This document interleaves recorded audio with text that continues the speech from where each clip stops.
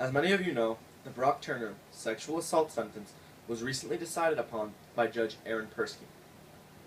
Turner was given 6 months, which will likely become 3, for the brutal rape of a 22-year-old woman. Now obviously, there is nothing funny about this case. However, some of the things that Turner's father writes in his letter to the judge are quite comical. He starts by talking about all the reasons that Turner would never do something like this. Brock is smart. Brock is a great athlete. Brock is white. Brock is only 20. Because obviously, a young, privileged, white Stanford swimmer would never commit a crime like this. He says that you can't put a man like Brock in prison, because prison is a place for society's undervalued.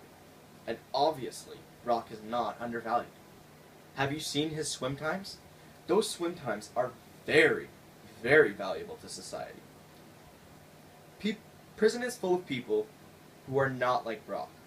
Brock is the type of kid who always holds the door open for people more than 2 feet away from him, and always thanked people when they blessed him after he sneezed. And that baseline human decency is enough to defend his character against any other wrongdoing he could ever partake in. Brock is a sweet little blonde angel that came from a nice family and went to good schools. Prisons are full of people who have brown hair and brown eyes and brown skin.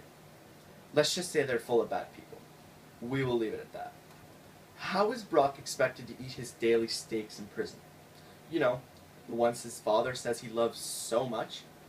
Speaking of which, Brock's dad goes on to say that since the rape, Brock has been unable to eat some of his favorite snacks like pretzels and chips. And unfortunately for him, the section of the rape laws that take into account the rapist's inability to eat their favorite snack foods was recently abolished.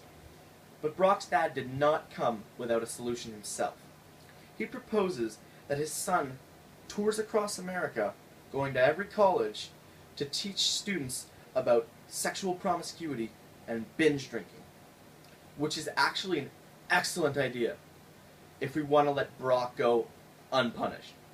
What kind of punishment is letting a alcoholic, rapist, frat boy visit every college across America? What does he think is going to happen?